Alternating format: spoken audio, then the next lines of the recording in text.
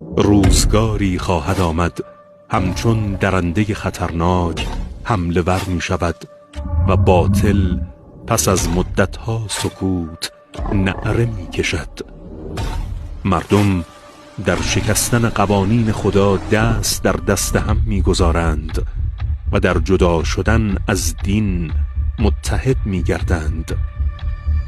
و چون چنین روزگاری می رسد فرزند با پدر دشمنی ورزد، پست فطرتان همه جا را پر می کنند.